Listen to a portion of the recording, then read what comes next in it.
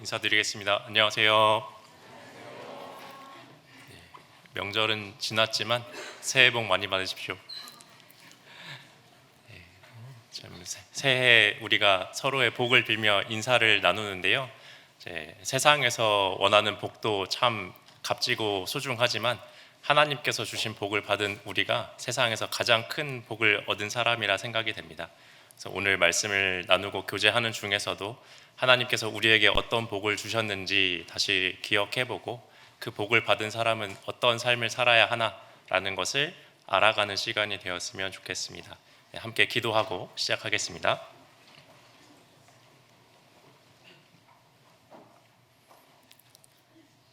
은혜와 긍휼이 풍성하신 하나님 감사합니다. 우리에게 하나님 닮은 영혼을 부어주시고 천국 갈 수 있는 영원한 소망 주심에 감사드립니다. 우리를 구원하신 하나님의 큰 사랑을 날마다 기억하게 도와주시고 하나님 말씀과 주께 받은 은혜를 가지고 하루하루 살아가며 하나님 사랑을 깊이 알아가는 사람 될 수 있도록 우리를 인도해 주시고 말씀으로 깨우쳐 주시기를 부탁드립니다. 함께 나누는 말씀과 교제를 통해서 하나님을 더 깊이 알아가고 하나님에 대해 알아가는 만큼 우리가 세상에 하나님의 말씀, 복음을 전하는 사람 될 수 있도록 도와주시기 부탁드립니다. 오늘 한 자리에 모여서 말씀과 교제를 나누는 중에도 함께 하셔서 필요한 교훈을 주시고 우리 마음속에 새로운 마음과 하나님을 향한 사랑과 다짐을 할 수 있는 시간 될 수 있게 도와주시기 부탁드립니다. 우리를 사랑하시는 예수님 이름으로 기도드렸습니다. 아멘. 저희 성경 시편 118편을 찾겠습니다.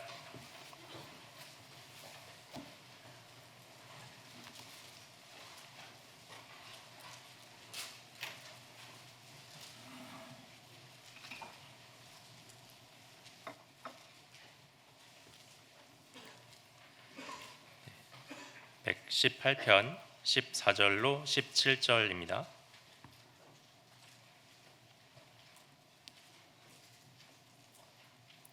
시편 118편 14절부터 17절까지 찾으셨으면 함께 읽어보겠습니다. 여호와는 나의 능력과 찬송이시오 또 나의 구원이 되셨도다. 의인의 장막에 기쁜 소리 구원의 소리가 있으며 여호와의 오른손이 권능을 베푸시며 여호와의 오른손이 높이 들렸으며 여호와의 오른손이 권능을 베푸시는도다. 내가 죽지 않고 살아서 여호와의 행사를 선포하리로다. 감사합니다. 함께 읽었던 이 시편 118편 본 시는 이스라엘 절기 기간에 낭송되던 시라고 합니다. 특히 유월절 기간에 불려졌는데요. 유월절 식사를 마치고 그 구원에 대한 기쁨, 감사가 절정에 이를 때 부르던 시라고 합니다. 하나님의 구원이 하나님께서 우리에게 주신 사랑, 보여주신 그 능력이 얼마나 큰 것인지를 기억하며 감사하는 마음을 담아 부르던 시이고, 그리고 마지막 17절에 함께 읽은 것처럼 하나님의 구원과 하나님의 능력을 깨달은 사람, 경험한 사람은 이제 그 하나님의 능력을 선포하며 살아가겠다라고 다짐하는 내용을 담고 있습니다. 그런데 방금 우리가 함께 읽었던 이 말씀이 이스라엘 그 백성들과 그 사람들에게만 해당하는 것은 아니고 이 시대를 살아가고 있는 우리에게도 해당하는 말씀이다 라는 것을 잘 알고 있습니다. 이스라엘이 애굽에서 탈출하여 하나님의 구원의 능력을 경험했던 것처럼 우리도 죄에서 하나님의 그 능력을 경험하고 구원받은 사람이 됐습니다. 너희 허물과 죄로 인해 죽었던 너희를 살리셨도다 하셨던 것처럼 우리가 죄 때문에 지옥 갈 운명이었는데 그곳에서 하나님을 만나고 예수님을 만남으로 구원받게 되어 천국으로 나의 운명이 옮겨지게 된 사람이 되었습니다. 그것을 경험했던 우리도 방금 읽은 이 말씀처럼 하나님의 구원의 능력이, 하나님의 은혜와 그 사랑이 얼마나 큰 것인지, 얼마나 감사한 것인지를 기억하며 이것을 널리 전하는 사람이 되어야겠다라는 마음을 품어야 될 것 같습니다. 그래서 오늘 함께 말씀을 나누는 중에 하나님께서 보이신 능력이 얼마나 높은 것인지, 우리에게 보여주신 사랑이 얼마나 큰 것인지, 그것을 깨달은 우리는 어떻게 살아가야 하는지 다짐하는 시간이 됐으면 좋겠습니다. 14절 다시 보시면 여호와는 나의 능력과 찬송이시요 또 나의 구원이 되셨도다. 구원받은 사람은 이전에는 죄로 인해서 지옥 갈 수밖에 없었지만 이제 구원받고 천국 갈 운명으로 옮겨졌잖아요. 그것을 경험한 사람은 이제 하나님의 사랑을 깨달았기에 이전까지는 몰랐으나 하나님이 나의 영원한 힘이 되시는 분이구나, 하나님이 나의 영원한 은신처, 나의 영원한 도움 되시는 분이구나 라는 것을 알게 되었고, 그 하나님께서 나에게 보여주시는 모든 것들이 사랑을 기반하신 것이라는 것을 알고 그것을 찬양하는 마음을 품게 되죠. 그래서 그 사람들이 함께 모여 있는 곳이 바로 15절에 있는 것처럼 의인의 장막이라고 할 수 있습니다. 의인의 장막이란 구원받은 성도들이 모여 있는 곳을 말하잖아요. 지금 우리가 이렇게 함께 모여 있는 이 교회도, 함께 있는 교회당도 의인의 장막이라고 할 수가 있겠습니다. 구원받고 하나님의 사랑을 깨달은 성도들이 함께 모여 교제하며 살아가는 곳, 하나님을 찬양하는 곳이 바로 의인의 장막이죠. 그 의인의 장막, 우리가 함께 있는 이 교회 안에는 늘 이러한 소리가 소리쳐야 한다, 이러한 소리가 가득해야 한다라고 하고 있는데, 의인의 장막에 나와야 하는 소리가 무엇이냐면 의인의 장막에 기쁜 소리, 구원의 소리가 있으며 라고 합니다. 교회 안에는 하나님을 향한 기쁨과 감사, 구원에 대한 찬송들이 가득해야 한다는 거죠. 그래서 우리가 함께 모여있는 그 교제 가운데서는 늘 하나님의 영광을, 하나님의 은혜를 기억하는 시간으로 채워나가고, 하나님께서 우리에게 보여주신 구원의 선물이 얼마나 값진 것인지 기억하는 것들로 채워갑니다. 그리고 그 후에는 우리가 이렇게 큰 사랑을 받았으니까, 이런 은혜를 받았으니 나만 가지고 있는 것이 아니라 주변 사람에게 전해야 되겠습니다. 내 주변에 있는 지인들과 친구들, 가족들에게 이 사실을 전하고 싶다라고 간증도 하고 기도 부탁을 나누죠. 그런 것들이 우리가 나누고 있는 기쁜 소리와 구원의 소리일 겁니다. 그 소리는 15절, 16절의 후반부와 16절 내용에 펼쳐져 있는 것처럼 여호와의 오른손으로 행하신 권능으로 행한 그 모든 것을 말하는 것들이 될 겁니다. 우리가 나누는 기쁜 소리와 구원의 소리가 여호와의 오른손으로 행하신 그 모든 일을 말하잖아요. 여호와의 오른손이라는 것은 하나님의 권능, 하나님의 능력, 하나님의 도우심, 이런 것들을 말하는 것인데, 내가 경험했던 하나님의 능력과 도우심을, 하나님의 사랑을 우리가 주변에 전하는 것이 내가 외치는 기쁜 소리와 구원의 소리가 될 겁니다. 그런 것들이 내 마음에 많이 쌓여가면 쌓여갈수록, 풍성해지면 풍성해질수록 우리 입에서는 주변에 이 사랑을 전하는 말들이 가득하게 되겠죠. 그 마음이 풍성하게 채워진 사람이 이제 다짐하고 결단하고 마음의 소원으로 품는 것이 바로 17절에 있는 내가 죽지 않고 살아서 여호와의 행사를 선포하리로다 라는 말일 겁니다. 우리가 큰 사랑을 받았으니까 내가 받은 이 사랑은 정말 많은 사람, 세상 모든 사람, 내 가족이 반드시 알아야 한다라는 마음을 품고 남은 생을 살아가죠. 그래서 우리가 구원받은 성도이기에 구원받은 사람으로서 어떤 삶을 살아야 할까? 죽지 않고 살아서 여호와의 행사를 선포하는 삶을 살아야 한다라고 할 수 있겠습니다. 그렇다면 우리가 외쳐야 하는 여호와의 행사란 과연 무엇일까? 여호와의 행사, 하나님이 하신 일이라는 말이죠. 주변 사람들에게 우리가 널리 전해야 하는, 우리가 늘 기억해야 하는 하나님이 하신 일은 과연 무엇인가? 첫째는 창조하신 일이고, 둘째는 우리를 구원하신 일일 겁니다. 하나님이 이 세상을 창조하신 것이 우리에게 어떤 의미인지, 우리가 받은 구원은 얼마나 소중하고 안전한 것인지, 그것을 기억해야 여호와의 행사를 전할 수가 있겠죠. 그래서 첫째로 하나님께서 이 세상을 창조하신 것에 대해서 잠깐 기억해 보도록 하겠습니다. 하나님이 이 우주 만물을 직접 창조하셨다고 하셨고, 우리는 그것을 말씀을 통해 깨달았습니다. 하나님께서 이 세상을 창조하신 그것이 나에게 어떤 의미인가? 여호와여, 주의 하신 일이 어찌 그리 많은지요. 주께서 지혜로 저희를 다 지으셨으니 주의 부요가 땅에 가득하니이다 하셨습니다. 하나님께서는 그 높으신 지혜로, 높으신 능력으로 이 모든 것을 창조하셨죠. 하나님께서 이 모든 걸 창조하신 목적과 이유가 무엇인지를 우리가 말씀을 통해 깨달았습니다. 하나님이 이 우주 만물을 창조하신 것은 하나님을 나타내기 위함과 동시에 나를 사랑하신다는 것 때문이었죠. 그것을 깨닫고 하나님이 나를 위해 이 세상을 창조하셨다는 것에 대해 감사하는 시가 시편에 가득합니다. 우리 시편 여기는 줄로 잡아주시고요. 시편 8편 한번 보겠습니다.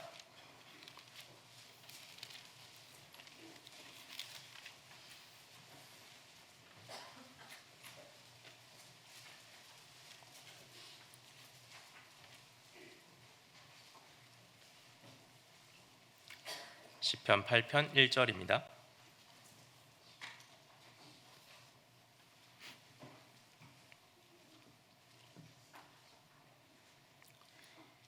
여호와 우리 주여, 주의 이름이 온 땅에 어찌 그리 아름다운지요. 주의 영광을 하늘 위에 두셨나이다. 3절 4절입니다.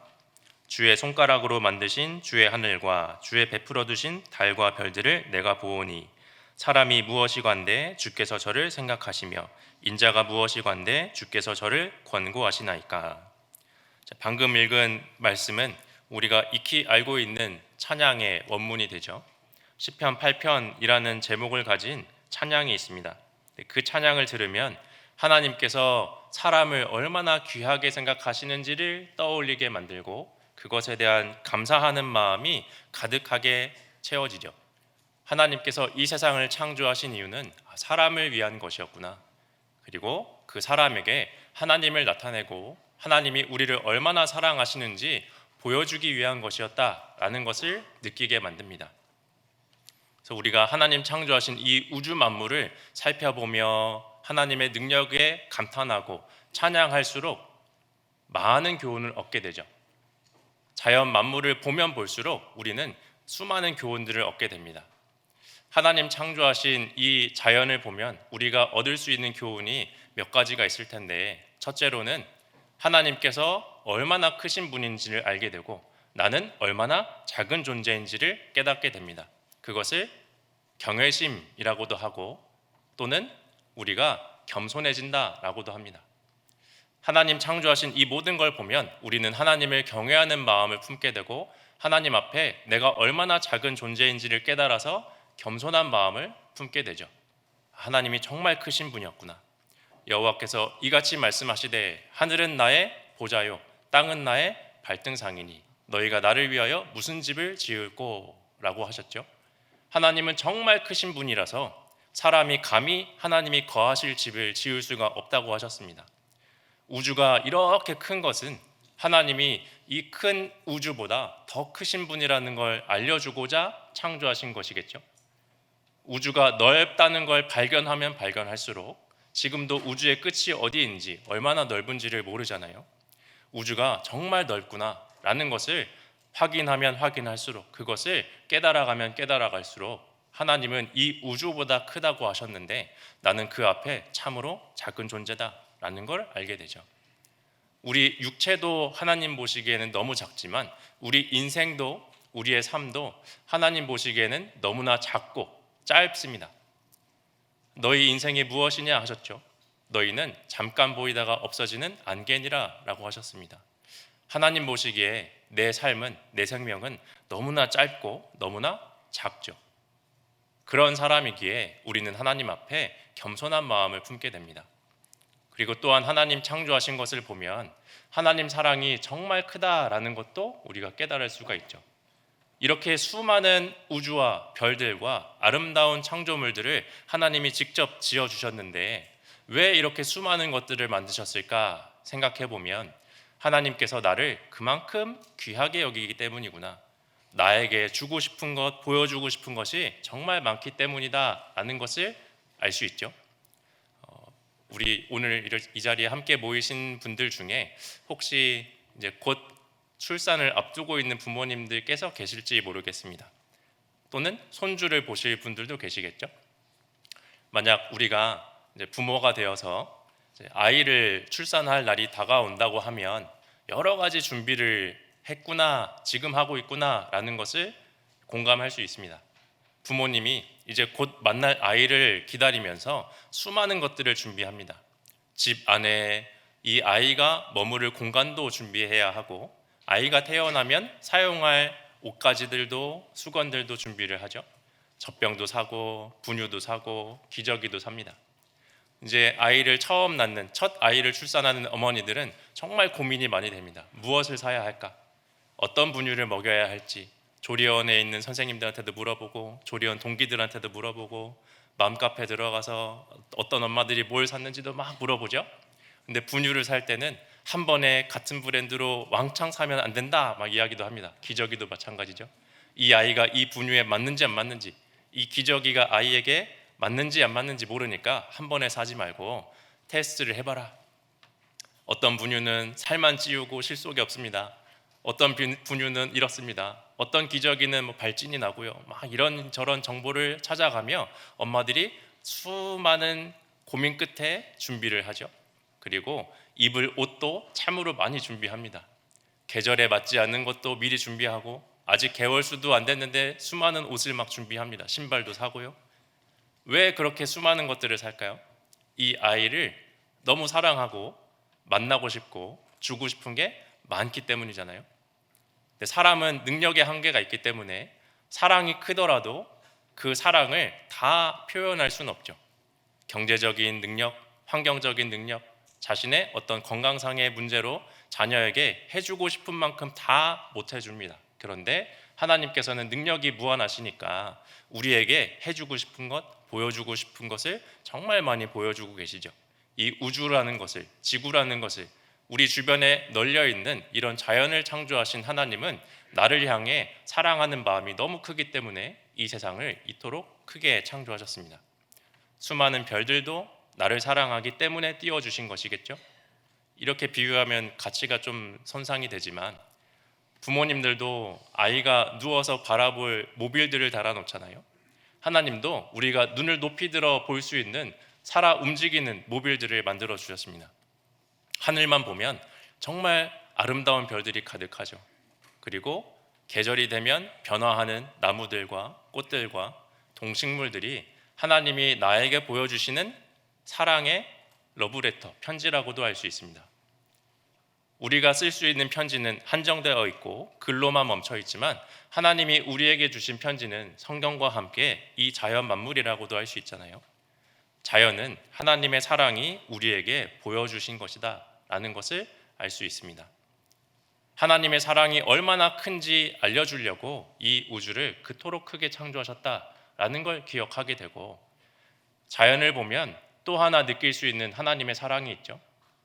많이 베풀고 싶은 하나님의 사랑도 있지만, 하나님의 사랑이 이렇게 크다라는 것을 알려주시는 하나님의 사랑도 있습니다. 어떤 의미인지 성경을 찾아보겠습니다. 빌립보서 2장입니다.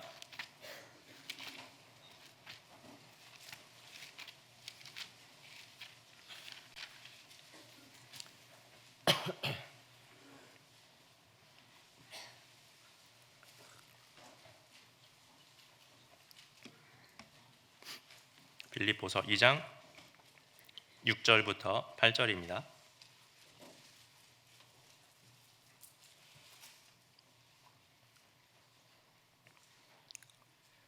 그는 근본 하나님의 본체시나 하나님과 동등됨을 취할 것으로 여기지 아니하시고 오히려 자기를 비어 종의 형체를 가져 사람들과 같이 되었고 사람의 모양으로 나타나셨음에 자기를 낮추시고 죽기까지 복종하셨으니 곧 십자가에 죽으심이라. 하나님께서 이 큰 우주를 창조하신 것에는 하나님의 사랑이 그만큼 크다라는 것이 담겨 있죠. 방금 읽은 말씀을 통해 해석해 보자면, 하나님은 만유보다 크신 분인데 그 크신 하나님께서 이렇게 작은 나를 위해 종의 몸을 입고 이 땅에 오셨다고 하셨습니다. 우주보다 크신 하나님께서 정말 우주에서 먼지만큼 작은 나를 위해 사람의 몸을 입고 이 땅에 오셔서 사람들에게 욕을 당하고 채찍에 맞으며 피를 흘려 돌아가심으로 우리를 구원해 주셨죠.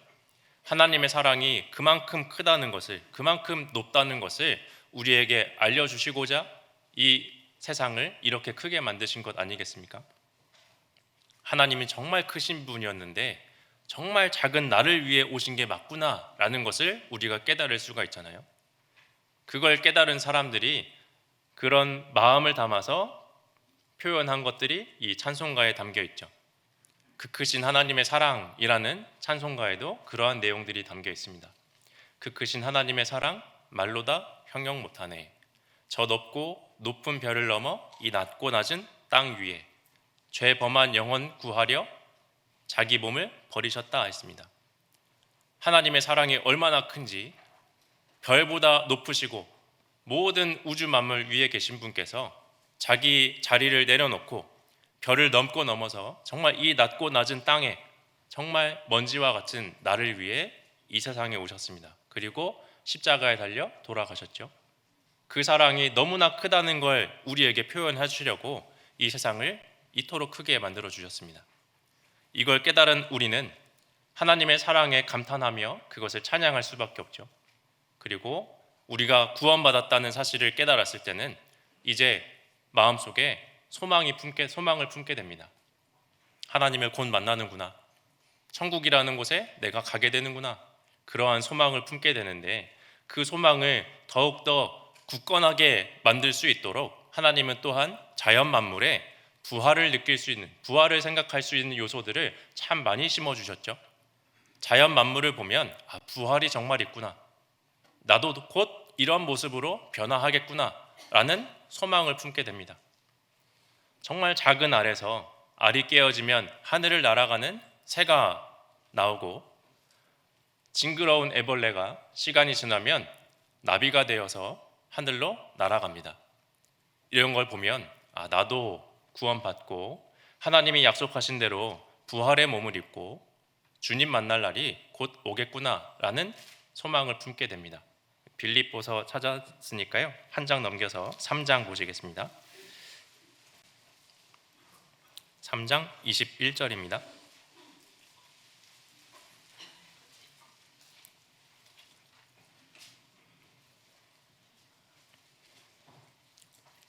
(21절) 말씀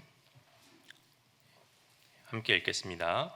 그가 만물을 자기에게 복종케 하실 수 있는 자의 역사로 우리의 낮은 몸을 자기의 영광의 몸의 형체와 같이 변케 하시리라. 우리의 낮은 몸을, 정말 이 약하고 추한 몸을 예수님과 같이 영광스러운 몸으로 변화시켜 주겠다라고 약속하셨잖아요. 지금은 우리 몸이 얼마나 나약한지, 우리 육체뿐만 아니라 나의 마음, 나의 의지도 얼마나 약한지를 매일매일 실감하며 살아갑니다. 육체적인 것을 돌아보면 하루하루 지날수록 내 몸이 예전 같지 않구나라는 걸 느끼죠. 우리 중고등부 형제자매들도 계시는 것 같은데 이 나이 때는 모르지만 엄마 아빠 또 우리 어른들 세대가 되면 이제 이런 말을 실감하잖아요. 어제와 오늘이 다르다. 어제와 오늘이 다르구나. 또는 아침과 저녁이 다르다라고도 하죠. 그래서 이제 어른들은 굳이 인터넷 켜고 일기예보 안 봐도 내일이면 비가 온다라는 것도 아시죠? 만능입니다. 여기가 쑤시는 거 보니까 내일 비가 오겠구나. 그래서 예전에는 뭐 이런 이야기도 있었죠. 며느리야 문 닫아라, 빨래 걷어라, 비 올 거다 라면서 날씨를 예측하기도 합니다. 근데 우리가 이런 육체적인 것만 보더라도 하루하루 지날수록 나약해지고 쇠폐해지는 것을 공감하며 살아가죠. 몸을 보면 참으로 슬픔이 올라오기도 하고 안타까움이 올라오기도 합니다. 그런데 우리가 하나님 말씀을 깨닫고 믿고 있는 사람이기 때문에 이 몸을 보는 게 아니라 정말 영원한 부활의 몸을 입는 날을 바라보고 있잖아요. 그것이 우리의 소망이지 않습니까? 구원받지 않은 세상 사람들은 하루하루 지날수록 점점 아쉬움과 슬픔, 고통이 쌓여갑니다. 그래서 인생의 자랑은 수고와 슬픔밖에 없다고 했잖아요. 우리는 구원받은 사람이기 때문에 인생의 자랑을 하자면 수고와 슬픔이겠지만 하나님이 주신 이 약속으로 인해서 우리는 소망을 자랑하고 하나님께서 주신 구원을 찬양할 수가 있는 사람이 됐습니다. 그래서 우리가 붙들고 있는 이 소망처럼 주님 오시는 날 우리는 공중에서 주님을 영접하며 부활의 몸을 입고 영원한 천국에 들어간다고 말씀하셨습니다. 그 영원한 천국은 어떤 곳인가? 영원한 천국은 다시는 밤이 없고 사망과 고통과 아픔이 없고 슬픔도 없죠. 그곳에는 가장 좋은 하나님을 만나는 곳, 주님을 만나는 곳이라고 하셨습니다. 천국이 좋은 곳인 이유가 참으로 많지만 천국이 좋은 곳인 가장 큰 이유는 그곳에 하나님이 계시기 때문이잖아요. 하나님이 친히 저희와 함께 하시리니 라고 하셨습니다. 하나님께서 구원받은 성도들이 들어오는 그 천국에서 친히 함께 거하시며 우리와 교제하고 우리를 사랑으로 품어주신다라고 하신 그 천국이 얼마나 좋은 곳입니까?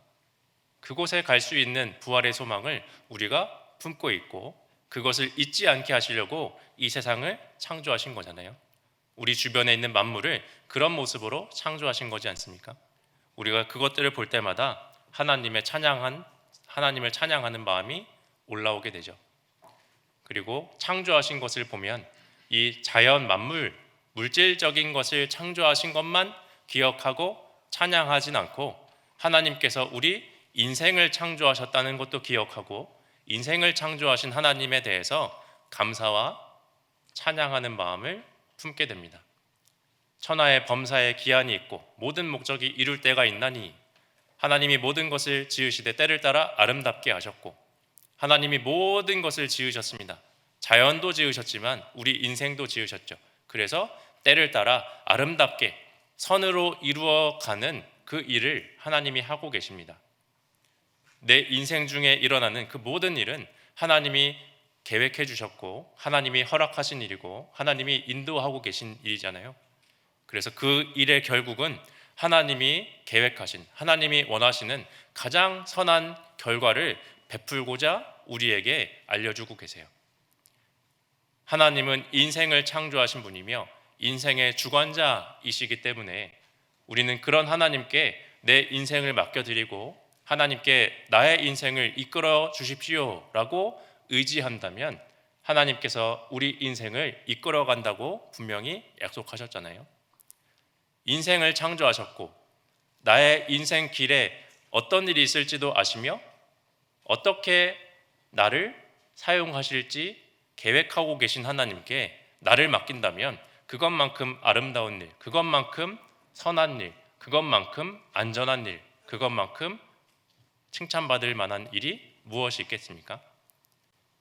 그래서 하나님께서는 우리에게 너는 마음을 다하여 여호와를 의뢰하라 하셨습니다. 정말 내 마음을 다해서 하나님 저를 이끌어 주십시오. 제 삶을 하나님께 맡기겠습니다. 그런 마음 품고 살아가는 사람은 하루하루 만나는 그 모든 순간마다 이것도 하나님이 주신 거구나. 이것도 하나님이 해결해 주시겠지.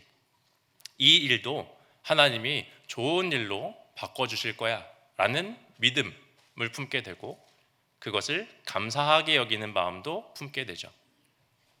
그런 마음 담은 찬양이 은혜라는 찬양이지 않습니까? 내가 누려왔던 모든 것들이, 내가 지나왔던 모든 순간이, 내가 만나는 그 사람들이 하나님께서 은혜로 베풀어 주신 것이었고 그 속에 하나님의 뜻이 있었구나 라고 기억하며 찬양하는 것이 바로 그런 가사에 담겨 있습니다.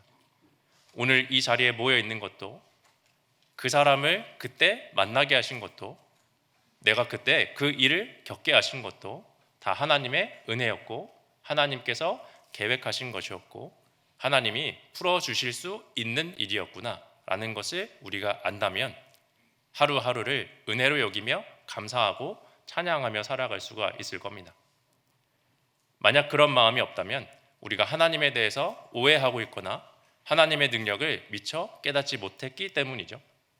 하나님께서는 우리 인생을 창조하실 때는 늘 즐겁고 기쁘고 행복한 일들로만 채우지는 않으셨습니다. 아픈 일도 주시고 어려운 일도 주시죠. 우리 이사야서 한번 찾아보겠습니다. 이사야 45장입니다. 이사야 45장 7절입니다.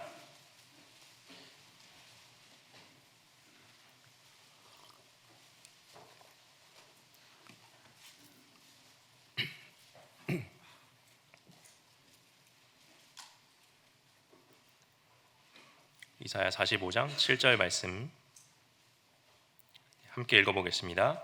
나는 빛도 짓고 어두움도 창조하며 나는 평안도 짓고 환난도 창조하나니 나는 여호와라 이 모든 일을 행하는 자니라 하였노라.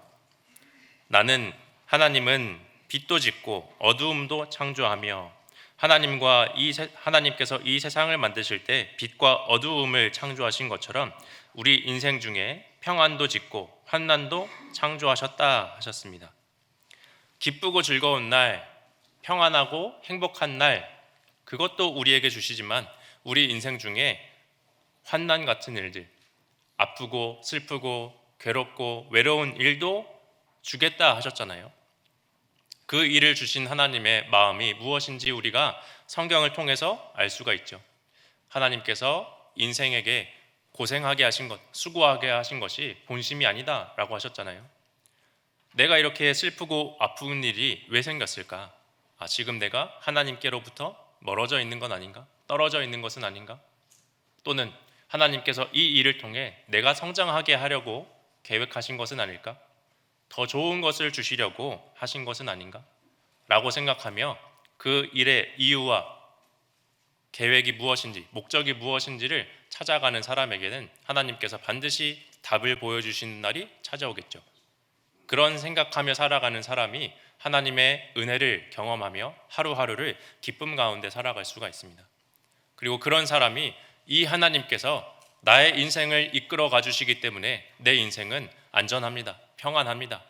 라고 생각하고 이런 하나님께서 나의 영원한 하나님이 되셨으면 좋겠다 라고 생각하잖아요. 이 하나님은 영영이 우리 하나님이 되시리니 하나님께서 나의 영원한 하나님, 나의 영원한 지도자가 되신다면 참 좋겠습니다 라는 마음을 우리가 품을 수가 있습니다. 하나님께서 행하신 그 행사 중에 우리가 찬양할 것은 창조하신 일 그리고 구원하신 일이라고 했습니다. 하나님께서 나를 구원하신 그 은혜가 얼마나 큰 것인지도 구원이 얼마나 소중하고 안전한 것인지도 우리가 깊이 알아갈수록 그것에 대한 감사가 커지고 주변에 전하고자 하는 뜨거운 마음이 올라오게 되겠죠. 구원이 이토록 소중한 거였구나.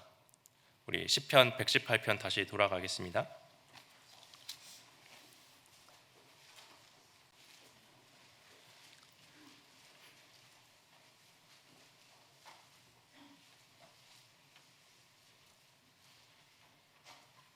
시편 118편 14절 15절입니다.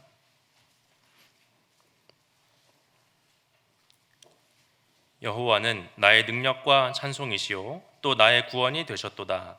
의인의 장막에 기쁜 소리 구원의 소리가 있으며 여호와의 오른손이 권능을 베푸시며 하나님께서 그 크신 능력으로 우리를 구원하신 것을 우리가 깨달았을 때 이것을 찬양하는 마음이 올라오죠. 보라, 하나님은 나의 구원의 하나님이시니 하나님은 정말 나의 구원하신 나의 구원이시라 라는 마음이 우리 마음속에 가득 담겨 있죠. 하나님께서 나를 구원하신 정말 나의 힘이시며 나의 구원이시고 나의 모든 것이다 라는 것을 우리가 기억할 때 하나님을 찬양할 수가 있죠. 이 구원이 얼마나 값지고 소중한 것인지 이것이 얼마나 좋은 것인지 우리가 깊이 깨달아야 되겠습니다. 구원이라는 것은 무엇인가? 나의 힘으로 사람이 스스로를 구원할 수 없는데 하나님께서 구원해 주신 것이잖아요. 사람의 힘으로는 이 죄를 하나라도 씻을 수가 없고 천국에 이르는 선을 행할 수도 없습니다. 하나님께서 우리에게 말씀하시기를 사람이 잿물로 스스로 씻으며 수다한 비누를 쓸지라도 내 죄악이 오히려 내 앞에 그저 있으리니 라고 말씀하셨잖아요. 아무리 선하게 살아가려고 해도 아무리 이 더러운 마음을 감추려 해도 감출 수가 없죠. 그리고 천국에 가고자 하는 마음으로 선한 일을 하거나 성경을 읽고 찬양하고 봉사하고 종교생활하는 그런 것들로는 이 사람을 결코 천국에 이끌어갈 수 없다는 것을 우리가 깨달았습니다. 그런데 이 사람이 어떻게 천국에 가게 됐을까? 우리 허물과 죄로 죽었던 우리가 어떻게 천국에 가게 됐습니까? 하나님께서 이 땅에 오셔서 피를 흘려주심으로 하나님의 은혜를 통해서 우리가 천국에 가게 된 거잖아요. 나 자신의 힘으로는 천국에 갈 수 없으나 하나님께서 오직 은혜로 이루어 주신 그 구원을 깨달았을 때 우리가 천국에 이르게 됐습니다.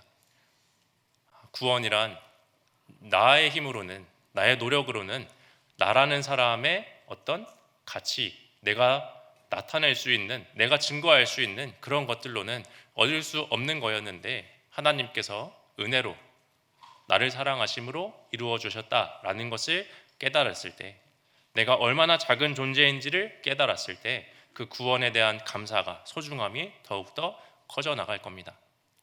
그리고 이 구원으로 인해서 우리는 하나님의 진노의 심판에서 벗어나게 됐죠. 장래에 행하실 그 진노에서 우리가 벗어났습니다. 죄에 있는 사람은 하나님 앞에 섰을 때 그 영원하신 심판, 진노로 인해 지옥에 가야 하는데 우리는 주님의 은혜로 그 심판에서 벗어나게 됐죠. 이게 얼마나 행복한 것인지, 얼마나 기쁜 것인지, 심판으로부터의 해방이 얼마나 자유함인지 우리가 알면 알수록 그것을 찬양하는 마음이 커질 겁니다.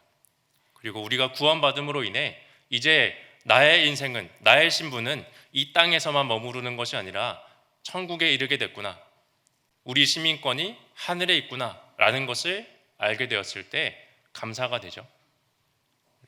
성경 한번 찾아보겠습니다. 빌립보서 3장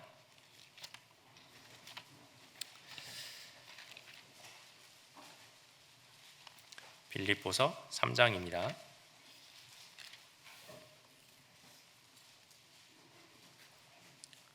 3장 20절 말씀.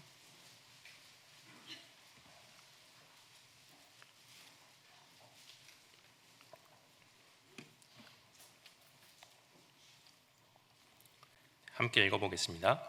오직 우리의 시민권은 하늘에 있는지라 거기로서 구원하는 자 곧 주 예수 그리스도를 기다리노니.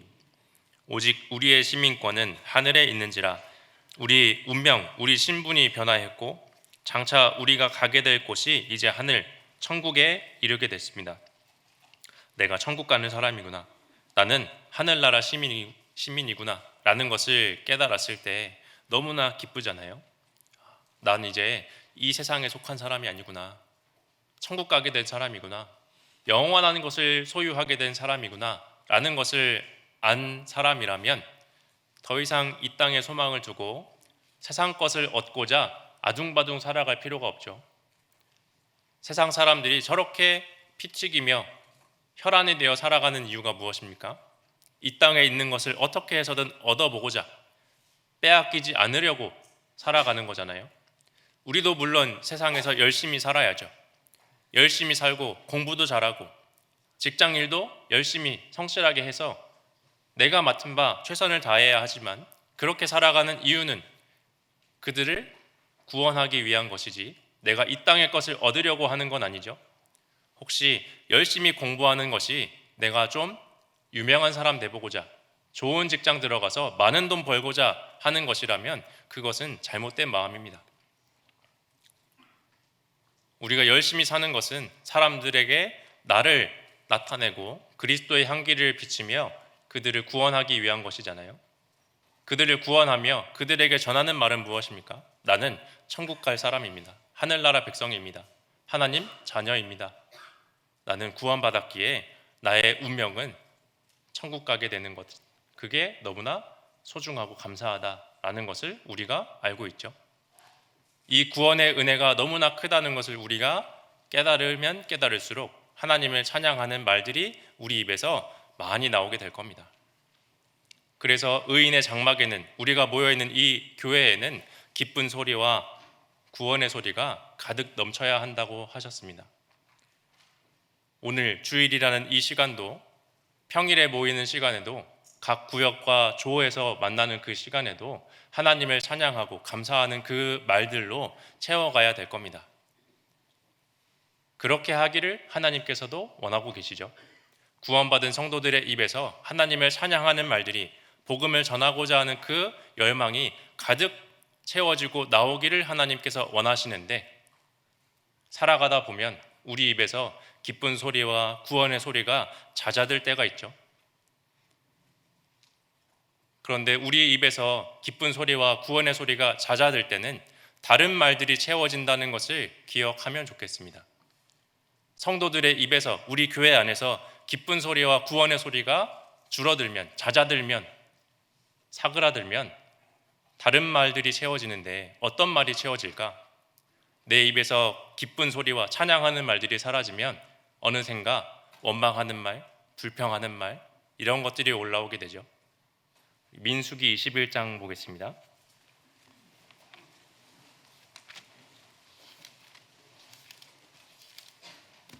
민수기 21장 5절입니다.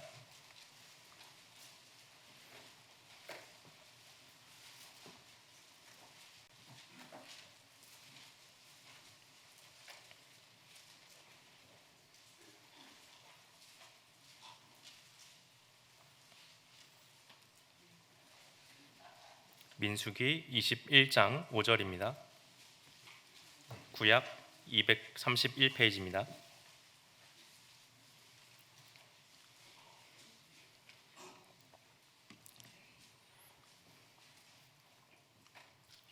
(21장 5절) 말씀 제가 읽어보겠습니다. 백성이 하나님과 모세를 향하여 원망하되 어찌하여 우리를 애굽에서 인도하여 올려서 이 광야에서 죽게 하는고, 이곳에는 식물도 없고 물도 없도다. 우리 마음이 이 박한 식물을 싫어하노라 하매. 애굽에서 구원받아 탈출한 이스라엘 백성들이 처음에는 하나님의 능력을 찬양했습니다. 이집트 군대가 물에 빠져 죽어가는 것을 보며 자신들이 그곳에서 건짐받고 우리는 이 심판에서 벗어났다라는 기쁨, 하나님이 보여주신 영광, 능력이 얼마나 큰 것인지를 보며 경외하는 마음, 우리를 구원하신 하나님의 능력을 찬양하고 그 사랑의 은혜에 감사하는 마음을 담아 찬양했는데, 그곳에서 나와서 광야 생활을 하다 보니까, 그 길을 걷다 보니까 하나님의 능력을 기억했던, 하나님의 사랑을 찬양했던 그 말들이 입에서 점점 사라졌습니다. 구원받아서 하나하나 감사하고 소중하다고 여겼던 그 사람들의 마음속에는 조금씩 불평, 원망, 이런 것들이 채워지게 됐죠.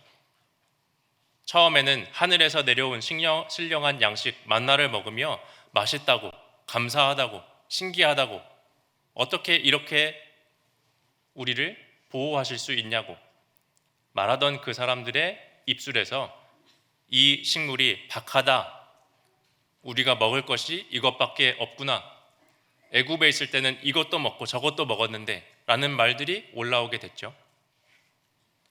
우리 입에서도 이런 말이 올라올 때가 있지 않은가 생각해 봐야 될 것 같습니다.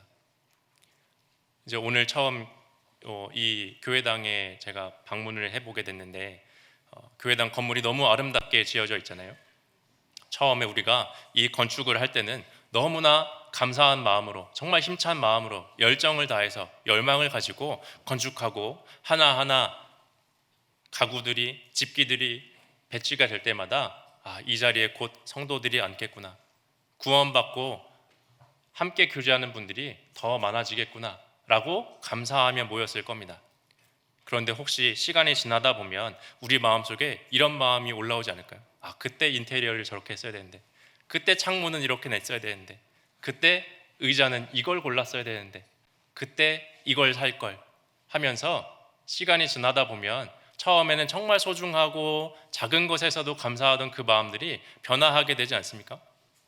그때 그분이 이거 하자고 그래가지고 아쉽다, 그때 내 이야기를 좀 더 할 걸 하면서 이런 말들이 올라오게 되죠.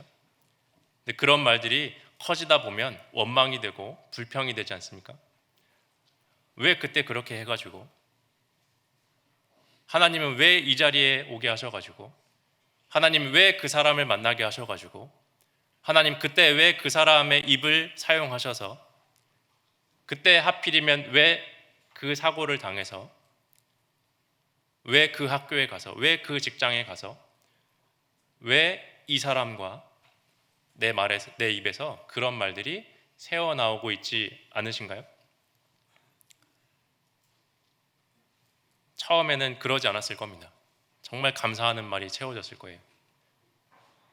그리고 내 입에서 기쁨과 구원에 대한 찬송, 찬양이 줄어들 때 원망과 불평도 올라오지만 시기하는 마음, 질투하는 마음도 올라옵니다. 앞서 일하는 사람들을 향해 시기하는 말, 질투하는 말, 상대를 미워하는 말들이 올라오죠. 성도를 향해 미워하는 마음들이 올라옵니다. 애굽에서 탈출했던 그 지도자 되는 모세를 향한 시기와 원망, 질투도 있었죠. 아론과 미리암이 그들을 시기하고 질투했습니다. 당신만 하나님과 이야기했냐? 왜 당신만 영광을 취하냐? 라고 하며 모세를 향해 시기 질투를 발했습니다. 근데 그 모습이 그들에게만 있지 않고 우리에게도 있죠. 처음에는 겸손한 마음으로 그분이 그 일을 맡을만 하지, 그분이 임원이 되는 게 맞지, 그분이 그 일을, 그 직분을, 그 봉사를 하는 게 맞지 라고 하지만 시간이 지나다가 혹시 내 마음속에 감사와 찬양이 사그라들다 보면 우리는 그들을 보고 시기 질투합니다. 목소리는 저거밖에 안 되는데, 키가 어떻게 되는데, 그분은 누구와의 관계가 이런데 라고 하며 시기 질투하죠. 앞에서는 이렇지만 뒤에서는 이런데, 내가 오히려 더 이런 부분은 나은데 라고 하며 질투합니다. 나를 그 자리에 놓고 싶은 마음이 막 올라오죠. 교만한 마음들이 쌓여갑니다. 근데 왜 우리 마음속에 기쁨과 찬양이 사라지고 원망하고 불평하고 시기 질투하는 마음이 올라올까요? 어느샌가 말씀에서 멀어져 있기 때문에 그렇습니다. 내가 말씀에서 멀어져 있다면 찬양과 기쁨은 사라지고 원망, 불평, 시기, 질투, 많은 죄악들이 입 밖으로 튀어나오게 되죠. 하나님의 말씀에서 우리가 떠나 있다면 하나님의 행사를 잊어버리죠. 저희가 미구의 그 행사를 잊어버리며 가르침을 기억지 않았다 하셨습니다. 어느샌가 하나님의 행사, 하나님이 창조하시고 구원하신 일, 우리를 이 자리로 인도하신 일을 우리가 잊어버리고 말씀에서 멀어진다면 말씀을 통한 가르침이 내 마음속에 사라지고 세상을 향한 욕심과 환경으로 인한 불평들이 채워지게 되겠죠. 이스라엘 백성들이 하나님의 행사를 잊어버렸기에 환경을 바라보고 그것으로 인한 불평을 했잖아요. 왜 이렇게 뜨거운 곳으로 우리를 인도했냐? 왜 이렇게 추운 곳에서 우리가 자야 하냐? 왜 이런 힘든 길을 우리가 걸어가야 하냐? 그곳에 있었다면 뜨거운 따뜻한 가마솥 곁에 있고, 그곳에 있었다면 여기서도 잘 수 있고 이것도 먹을 수 있고 편하게 쉴 수 있었을 텐데 라고 하며 불평했잖아요. 왜 그렇게 그들의 입이, 그들의 말들이 하나님을 원망하는 말들로 채워졌는가? 하나님의 행사를 잊었기 때문이죠. 말씀에서 멀어졌기 때문입니다.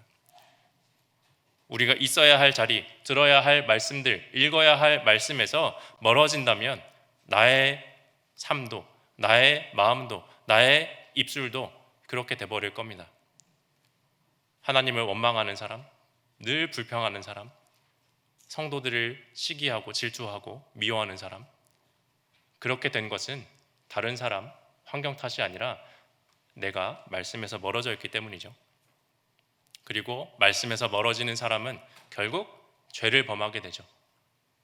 우리 삶 속에 죄가 들어온다면 그 죄가 하나님과 우리 사이를 나누어 버리게 될 겁니다. 너희 죄악이 너희와 너희 하나님 사이를 내었고 라고 하셨죠. 내 마음에 죄악을 품으면 주께서 듣지 아니하시리다 하셨습니다. 우리가 죄를 가지고 있으면, 마음속에 죄를 품고 있으면 하나님과 사이가 멀어지게 되고 화평이 깨지죠. 하나님과의 관계가 원만해지지 않습니다. 구원의 기쁨이 사라지게 되죠. 그래서 다윗도 죄를 지었을 때 그 마음속에 눌림이 가득했고 슬픔이 가득했습니다. 그래서 먼저 한 것이 죄에 대해 회개하고 구원의 기쁨을 회복시켜 달라 한 거였잖아요. 우리 마음속에 구원의 기쁨이 사라져 있다면 말씀에서 멀어져 있거나 죄를 범하고 있기 때문에 그럴 겁니다. 혹시 내가 범하고 있는 죄가 있지 않은가? 그것들을 돌아보고 하나님 앞에 자백하고 회개하는 마음을 품을 때 다시 구원의 기쁨이 올라오게 될 겁니다. 그리고 또한 우리가 원망하고 불평하는 말들을 내뱉고 있다면 내가 지금 하나님을 의지하고 있지 않구나 라는 사실을 깨달아야 됩니다. 하나님을 의지하지 않고 사람의 힘에 의지하거나 환경을 바라보며 자기 명철에 의지하여 이 일을 좀 헤쳐나가 보려고 하는 사람은 불평하고 원망할 수밖에 없을 겁니다. 왜 그럴까요? 사람의 힘으로는, 계획으로는, 사람의 지혜로는 이 모든 것을 해결할 수가 없잖아요. 하나님이 굳게 하신 것을 사람이 어떻게 능히 펴게 하겠습니까? 하나님께서 하신 일을 우리가 거역할 수 없죠. 하나님이 계획하신 것은 우리는 모르니 그 길로 가지 않고 다른 길로 가고 있기 때문에 그렇죠.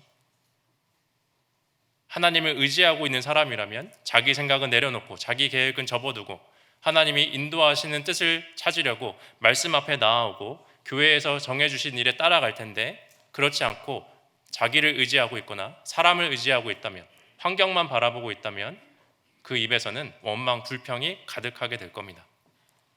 우리는 그런 사람이 되면 안 되고 하나님을 의지하는 사람, 하나님 말씀에 순종하는 사람이 돼야겠죠. 혹시 내 마음에 기쁨과 찬양이 사라졌다면 그것을 얼른 회복해야 할 겁니다. 어떻게 하면 회복할 수 있을까요? 잃어버리게 만든 것과 반대되는 삶을 살면 되겠죠. 말씀에서 멀어지면 원망하고 불평하니 말씀과 가까워지면 되겠죠. 골로새서 찾겠습니다. 골로새서 3장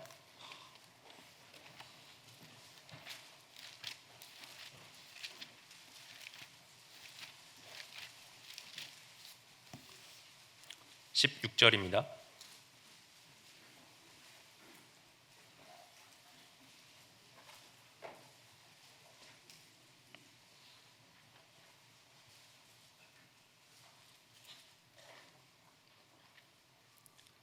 골로새서 3장 16절 말씀.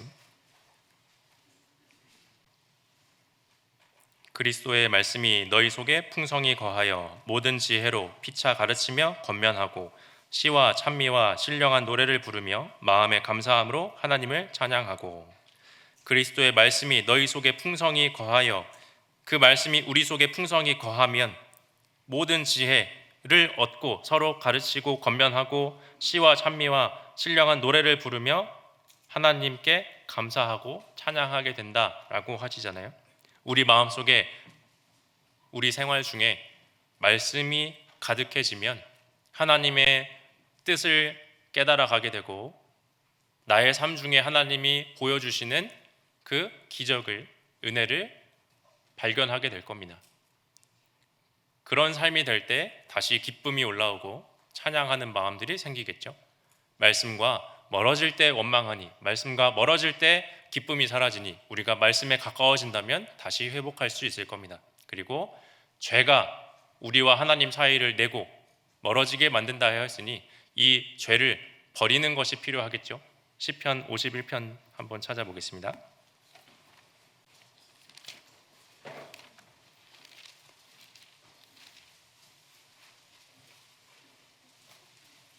시편 51편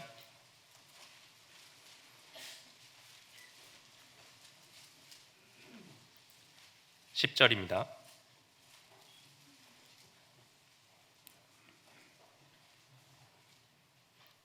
시편 51편 10절. 하나님이여 내 속에 정한 마음을 창조하시고 내 안에 정직한 영을 새롭게 하소서.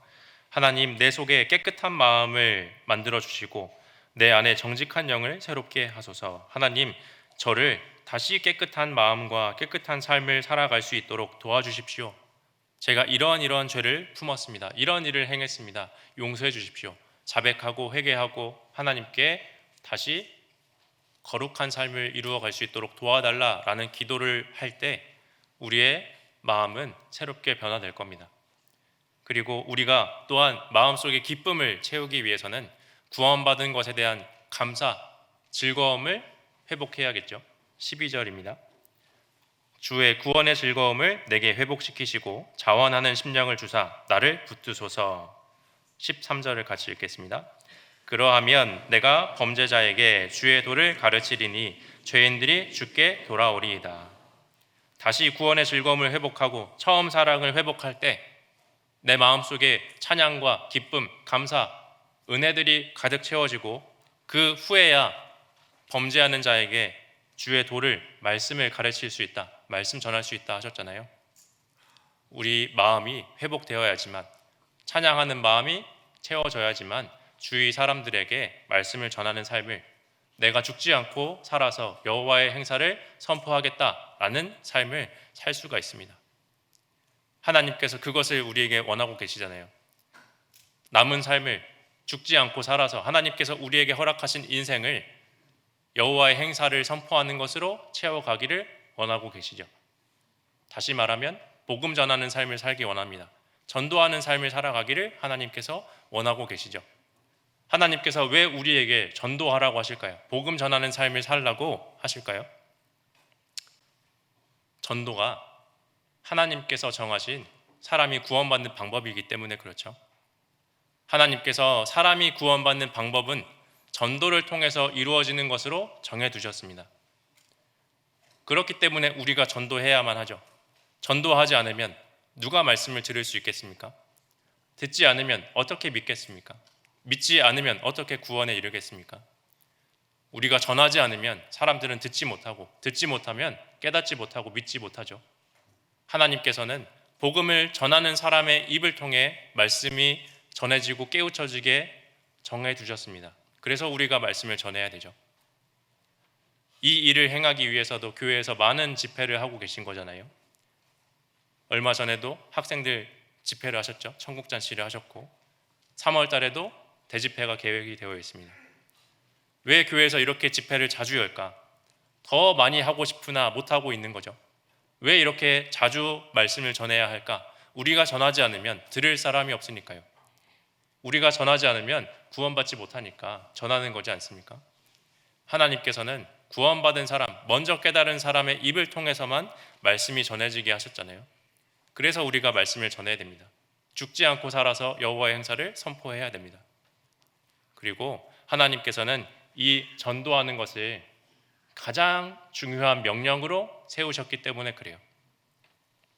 이 세상에 살아가는 중에 우리가 가장 가치 있고 귀한 명령으로 삼아야 하는 것이 바로 전도하라는 명령이죠. 왜 이 전도하라는 명령이 가장 높은 명령일까?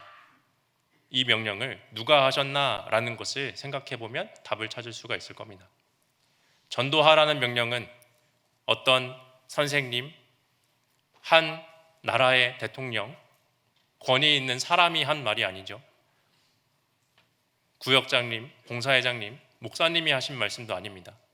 전도하라라는 명령은, 복음을 전하라는 것은 하나님이 하신 거잖아요. 하나님이 말씀하신 명령이죠. 예수님께서 하신 명령입니다. 그래서 이 복음 전파라는 명령이, 사명이 그토록 중요한 겁니다. 마태복음 찾겠습니다. 마태복음 28장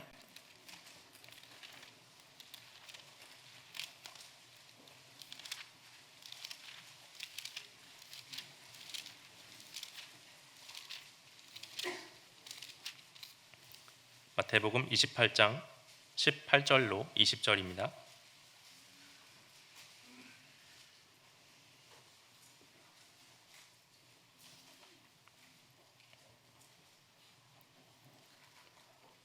마태복음 28장 18절부터 20절입니다. 예수께서 나와 일러 가라사대 하늘과 땅의 모든 권세를 내게 주셨으니 그러므로 너희는 가서 모든 족속으로 제자를 삼아 아버지와 아들과 성령의 이름으로 세례를 주고 내가 너희에게 분부한 모든 것을 가르쳐 지키게 하라. 볼지어다 내가 세상 끝날까지 너희와 항상 함께 있으리라 하시니라. 예수께서 나와 일러 가라사대, 예수님은 어떤 분이신가요? 하늘과 땅의 모든 권세를 받으신 분이잖아요. 하늘과 땅의 모든 권세 가지신 가장 높으신 분께서 명령하셨습니다. 너희는 가서 모든 족속으로 제자를 삼아 아버지와 아들과 성령의 이름으로 세례를 주고, 다른 성경에는 너희는 온 천하에 다니며 만민에게 복음을 전파하라 라고 하셨죠. 예수님이 하신 부탁이자 명령이죠. 하라 라고 하셨습니다. 그래서 우리가 해야 되는 겁니다. 가장 중요한 명령이기 때문에, 하나님의 말씀, 주님의 명령이 가장 높은 것이기 때문에 부모님, 친척들, 지인들의 그 말에 우리가 주눅이 들어서는 안 되죠. 부모님이 난 그거 듣기 싫다 하지 마라 라고 명령하실지라도 하나님이 명령하신 것이 우선이 되어야 되잖아요. 최고법이지 않습니까? 복음을 전파하라 라고 직접 예수님께서 명령하셨으니 우리는 그 명령에 순종해야죠. 하나님의 말씀에 순종하는 것과 너희 말에 따르는 것 중에 무엇이 옳은지 판단하라 한 것처럼, 하나님 말씀에, 복음 전하라는 말씀에 순종하는 것과 사람들의 입에서 난 그거 싫어요, 듣기 싫습니다, 다시는 이야기하지 마십시오 라는 말에 따르는 것 중에 무엇이 더 중요할까? 어떤 것이 우선이 되어야 할까? 라는 것을 판단하고 더 높은 법에, 더 높은 명령에 순종하는 게 구원받은 사람의 삶일 겁니다. 그리고 우리가 전도해야 되는 또 하나의 이유는 전도가 이 세상에서 가장 가치 있는 일이기 때문에 그렇죠. 한 사람의 영혼이 천하보다 귀하다 하셨으니 그 한 사람을 살리는 것은 이 온 천하를 구하는 일보다 더 중요한 일이라는 거잖아요. 이 세상에서도 어떤 사람이 길을 가다 쓰러지거나 사고를 당했을 때 그 사람을 구하고 살리는 일을 했던 의사, 간호사, 소방관, 경찰, 이런 사람들을 많은 사람들이 칭찬하고 존경하죠. 정말 좋은 일 했다, 가치 있는 일을 했다, 칭찬받아 마땅하다, 상을 주자. 사람의 육체를 살리는 일을 한 그 사람도 많은 사람들이 칭찬합니다. 너무 좋은 일을 했다고 합니다. 가치 있는 일을 했다고 하죠. 육체를 살리는 일도 그렇게 소중하고 칭찬받을 만한데 영혼을 살리는 일을 하는 우리라면 얼마나 더 가치 있는 일을 하고 있는지 그것을 떠올리면 좋겠습니다. 아, 이게 정말 가치 있는 일이구나. 죄인이 회개하면 하늘에 있는 의인들 99보다 더 기뻐한다 하셨잖아요. 하나님께서 한 사람의 영혼이 건져지는 것, 구원받는 것을 정말 기뻐하시는구나. 더 가치 있다고 여기시는구나. 그리고 우리가 그 가치 있는 일에 참여하고 복음을 전하는 일을 하면 하나님께서 우리를 정말 영광스러운 존재로 삼아주겠다고 하셨구나. 전도하는 일은 정말 큰 상급으로 돌아오기 때문에 우리가 전도해야 되죠. 많은 사람을 옳은 대로 돌아오게 한 자는 하늘의 별과 같이 영원토록 비치리라 하셨잖아요. 한 사람 한 사람 복음 전해서 그 사람들이 옳은 곳으로, 하나님 만나는 곳으로 나아오게 이끈 그 사람은 하늘의 별처럼 영원히 빛나고 영원한 천국에서 하나님이 주시는 영광을 누리며 살아가는 존재가 된다라고 말씀하셨습니다.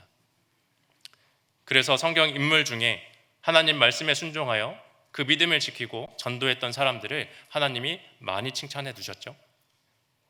칭찬받은 그들의 삶을 보고 기억하고 본받아라. 그리고 너희도 그렇게 살아라. 그러면 내가 그들에게 한 칭찬처럼 너희도 칭찬하고 주겠다 하신 그 상을 우리에게 베풀겠다라고 말씀하고 계세요. 하나님은 하신 말씀은 반드시 지키시는 분이죠. 주겠다 하신 것은 반드시 주시는 분입니다. 전도했을 때 큰 상을 주겠다고 하셨다면 정말 큰 상을 주시는 분이잖아요. 세상에서 얻는 보물보다 하나님 말씀에 순종하고 복음을 전함으로 인해 받을 상이 더 귀하고 크다는 것을 우리가 깨닫는다면 어떤 것에 내가 시간을 투자하고 마음을 들이고 공을 들여야 할까? 사람들과의 관계, 나의 커리어를 위해서 시간을 투자하고 계획하고 준비하는 일도 물론 중요하겠지만 그것보다 우선이 되어야 하는 것이 무엇인지를 우리가 알아야 되잖아요. 정말 가치 있는 일, 나에게 영광이 되는 일이 무엇인가 한번 고민해 봐야 됩니다. 고민하면 그 답은 결국 하나님 일에 동참하는 거다라는 답을 얻게 되겠죠. 그리고 우리가 전도해야 되는 이유 중에 가장 큰 이유가 있다면 지옥이 실제로 있기 때문이죠. 지옥이 실제하니까 내 사랑하는 가족들이 그곳에 가면 안 되잖아요. 예수님께서도 지옥이 있다는 것을 계속해서 말씀하셨지 않습니까? 가지 마라. 정말 있다. 얼마나 고통스러운 것인지 예수님께서 직접 말씀해 주셨어요. 왜 예수님이 그런 것을 말씀하시겠습니까? 진짜 있기 때문에 그렇잖아요. 우리가 전도해야 되는 이유는 지옥이 진짜 있기 때문이죠. 심판이 진짜 행해지기 때문에 그렇습니다. 나는 구원받았으니 심판과 멀어졌다고 나 혼자만 평안한 삶을 살면 안 되잖아요. 사랑하는 사람들이 그곳에 가서 심판받고 지옥에 떨어질 것이라, 그것이 실제하는 것이다 라고 인정하고 있다면, 그것을 믿고 있다면 전해야죠. 정말 있으니까 제발 좀 가지 마라. 나랑 같이 천국 가자. 하나님 계신 영원한 천국이 진짜 있으니까, 갈 수 있는 방법이 있으니까, 어려운 것 아니니까 한 번만 들어보자. 지옥이 정말 있다고 생각한다면 어떤 말이라도 내뱉을 겁니다. 방법이 어찌 되었던 간에 조리 있는 말을 할지는 못하더라도 지옥이 정말 실제한다라고 믿고 있다면 무슨 말이라도 전하려고 하겠죠. 우리가 전하기 위해서는 내가 무슨 말을 해야 할까 준비하는 노력이 필요할 겁니다. 처음에는 구원받은 지 얼마 안 됐을 때, 신앙이 여릴 때, 또는 전도한 경험이 부족할 때는 많은 말을 하기보다는 단순하게 와보라, 들어봅시다 라는 말로도 충분할 겁니다. 요한복음 4장에 나와 있는 사마리아 여인처럼 그 여인이 예수님 만나서 예수님이 메시아라는 걸 깨닫고 동네에 들어가서 사람들에게 이렇게 말했죠. 와보라. 항아리를 내어버려두고 동네에 들어가서 나의 행한 이 모든 것을 잃은 말한 그가 메시아 아니냐, 그리스도 아니냐, 한번 와봐라. 그 한마디에 그 동네 사람들이 나와서 예수님을 만나게 됐죠. 우리도 언변이 부족하더라도, 지식이 부족하더라도, 경험이 부족하더라도, 나이가 어릴지라도, 오히려 나이가 많을지라도, 사람들 앞에 서기 부끄러울지라도 할 수 있는 말이 있겠죠. 와보라. 들어보자. 내가 설명하기엔 어려우니 한번 가서 물어보자. 들어봅시다. 알아봅시다. 그 말로도 충분할 겁니다. 와보라 라는 말에 동네 사람들이 온 것처럼 내가 전하는 와보라 라는 말에 나아올 사람 한 사람 없겠습니까? 내가 그들에게 전하는 말에 확신이 있고 기쁨이 있다면, 믿음이 있다면 그 말을 듣고 사람들은 궁금해할 겁니다. 그게 뭐길래? 그리고 이 와보라 라는 말이 언제까지나 그대로 머물러 있어서는 안 되죠. 처음에는 와보라, 와보세요, 들어봅시다 라고 하지만 언제까지나 그 말만 할 수는 없잖아요. 내 주변에 다양한 사람들이 있지 않습니까? 그 말을 가볍게 여기고 흘려듣는 사람들도 있을 겁니다. 그러면 그 사람들은 어떻게 전도해야 할까? 내가 해야 할 말을 준비해야겠죠. 무엇이라 설명하고 어떻게 관심을 이끌어내고 물어보는 말에 무엇이라 대답할지, 그들이 무엇을 물어볼지 계획하고 공부하고 준비하는 것이 필요할 겁니다. 우리 베드로 후서 찾아보겠습니다. 베드로 전서입니다. 베드로 전서.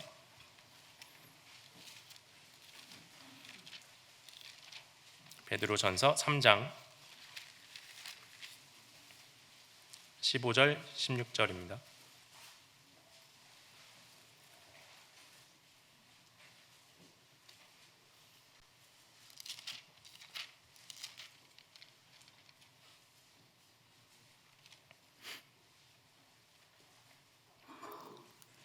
너희 마음에 그리스도를 주로 삼아 거룩하게 하고 너희 속에 있는 소망에 관한 이유를 묻는 자에게는 대답할 것을 항상 예비하되 온유와 두려움으로 하고 선한 양심을 가지라. 이는 그리스도 안에 있는 너희의 선행을 욕하는 자들로 그 비방하는 일에 부끄러움을 당하게 하려 함이라. 우리가 사람들에게 무엇이라 전해야 할까 그 말들을 준비하고 대답할 말을 예비해 놓지 않으면 전도할 기회, 그들이 구원받을 기회, 말씀드릴 기회를 놓쳐버릴 수가 있겠죠. 이 사람은 이런 것에 관심이 있구나. 이 사람은 이것 때문에 마음이 닫혀 있구나. 그런 것들을 확인하고 알아가는 노력이 필요하지 않을까요? 우리가 사람들을 만나는 이유가 뭡니까? 그들과 즐겁게 시간을 보내려고요? 좋은 인간관계를 쌓으려고요? 명예 얻으려고 만나는 것도 아니죠. 그들을 만나는 이유는 전도하려고 만나는 거지 않습니까? 전도하려고 만나는 거니까 전도하려면 그 사람이 무엇에 귀를 기울이는지 관심이 있어야 하고 궁금해할 만한 것이 무엇인지 파악하는 노력이 필요하겠죠. 이 사람은 자연에 관심이 있고, 이 사람은 성경에 대한 호기심이 있고, 이 사람은 하나님에 대한 오해를 가지고 있구나, 교회에 대한 오해가 있구나, 또는 사람들과 이 교회라는 종교적인 것에서 위로를 받고 싶어 하는구나, 무엇을 원하는지를 알아보려는 노력이 필요하겠죠. 그래야 대답할 말을 찾을 수 있잖아요.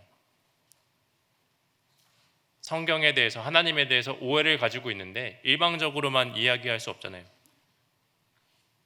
그들이 어떤 마음을 품고 있는지 확인해보고 대답할 말을 우리가 준비해 놓을 때 전도할 수 있고, 우리가 전하는 말에 힘이 있고 그들이 귀를 기울이고 나아올 겁니다. 그리고 전도하려면 평소에 전도를 해야겠죠. 시즌 때만 하면 안 되잖아요. 학예 수양의 시즌, 전국잔치, 대집회, 딱 그 일이, 행사가 정해져 있는 그 당시 코앞에 닥쳐서 전도하면 어떻게 그들이 오겠습니까? 사실 생각해보면 우리도 하루의 일정, 일주일의 일정, 한 달의 일정이 빠듯하죠. 1년간 세운 계획들, 가족들과 세운 계획들도 있습니다. 내가 가진 계획은 소중하고 준비해야 되고 조정하기 어려운데 그들이 갑자기 일주일 앞두고 한 달 앞두고 오세요 하면 올 수 있겠습니까? 역으로 생각해보면 그 사람들이 우리 이때 어디 여행 갑시다, 놀러 갑시다, 어디 맛있는 거 먹으러 갑시다 라고 했는데 일정표를 보니 구역 모임이 있고 조 모임이 있습니다. 전도 집회가 있어요. 나는 교회 가야 됩니다. 안 돼요. 그 사람들이 가자고 할 때는 항상 거절하면서 내가 가자고 하는 말에는 오기를 원하면 이기적인 거잖아요. 갑자기 그때에 닥쳐서 어떻게 가자고 하겠습니까? 이 사람은 내가 교회 가는 그 전도 집회에 있을 때만 찾아오는구나, 나에게 연락하는 거는 거기 가자고 하는구나, 그 정도로밖에 생각 안 하겠죠. 정말 그 사람을 소중하게 여기고 그 사람이 꼭 오기를 원한다면 미리 전도해야죠. 평소에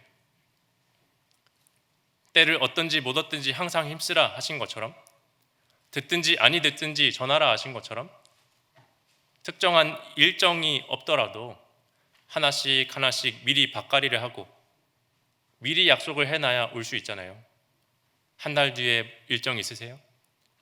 여름에 뭐 있으십니까? 우리 같이 말씀 들어보자라는 말도 준비가 되어 있어야지만, 그분들의 마음이 열려 있어야지만 가능하니까 평상시에 차근차근 우리가 준비를 하고 전도를 해야 될 겁니다. 그래야 올 수 있잖아요. 그리고 우리가 전도할 때는 우리의 노력과 계획, 의지도 필요하겠지만 사람의 힘으로만은 사람을 건질 수 없잖아요. 하나님의 능력이 있어야 됩니다. 그래서 전도하기 위해서는 성령의 힘에 의지하는 그 모습도 필요합니다. 하나님 꼭 도와주십시오. 하나님께서 우리가 전도하는 그 말에 지혜를 주시고 우리가 전도하러 가는 그 발걸음을 지켜주시고 함께 해주셔서 내가 전도하는 그 사람이 꼭 참여할 수 있도록 도와달라라고 성령에 의지하는, 하나님께 의지하는 마음이 필요합니다. 우리 고린도 전서 2장 한번 보겠습니다.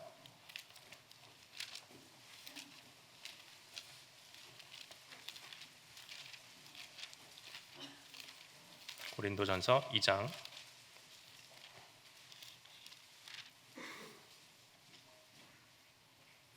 4절 5절입니다.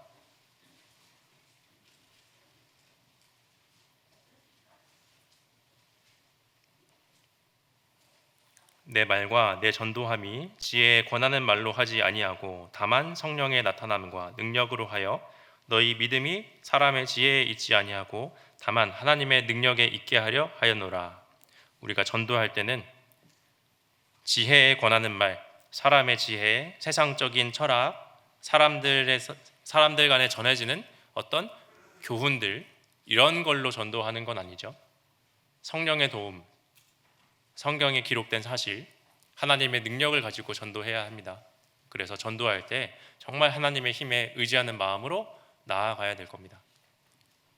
마지막으로 본문으로 찾았던 시편 118편을 읽어보고 마치겠습니다.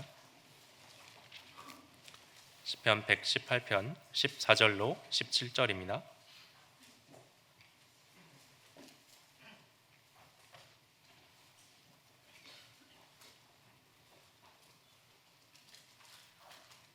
(118편) 14절로 17절 말씀 천천히 함께 읽겠습니다. 여호와는 나의 능력과 찬송이시오 또 나의 구원이 되셨도다. 의인의 장막에 기쁜 소리 구원의 소리가 있으며 여호와의 오른손이 권능을 베푸시며 여호와의 오른손이 높이 들렸으며 여호와의 오른손이 권능을 베푸시는도다. 내가 죽지 않고 살아서 여호와의 행사를 선포하리로다. 우리 함께 모여있는 형제 자매님들께서 늘 하나님께서 나를 위해 행하신 그 일이 무엇인지를 경험하고 그것에 대한 감사와 기쁨이 더욱 채워짐으로 많은 사람들에게 복음을 전하는 그 삶이 되었으면 좋겠습니다. 함께 기도하고 마치겠습니다.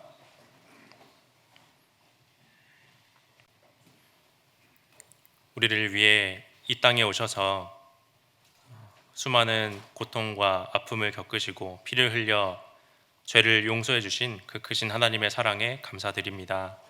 우리가 경험했던 하나님의 사랑과 은혜, 하나님께서 행하신 그 모든 일을 날마다 기억하게 하시고 깨달아가는 말씀과 깨닫는 교훈들로 인해 우리의 마음이 새로워지고 또 정한 마음으로 채워나가므로 다른 사람들에게 하나님의 행하신 일을 전하는, 복음 전하는 사람, 전도하는 사람의 삶을 살 수 있도록 도와주시기 부탁드립니다. 계획되어 있는 교회 집회 가운데 하나님께서 함께 하셔서 많은 이들이 참여하여 말씀 듣고 구원받도록 도와주시고 이 일을 위해서 수고하고 노력하는 성도분들께 합당한 은혜를 베풀어 주시고 어려운 일을 헤쳐나갈 수 있는 지혜와 능력을 주셔서 그 일 속에서도 하나님을 바라보고 하나님의 영광과 은혜를 경험할 수 있도록 허락해 주시기 부탁드립니다. 남아있는 오늘 하루의 일정과 앞으로의 일 가운데 함께 하셔서 더 많은 기쁨과 즐거움으로 채워나갈 수 있게 도와주시기를 부탁드립니다. 우리를 사랑하시는 예수님 이름으로 기도드렸습니다. 아멘.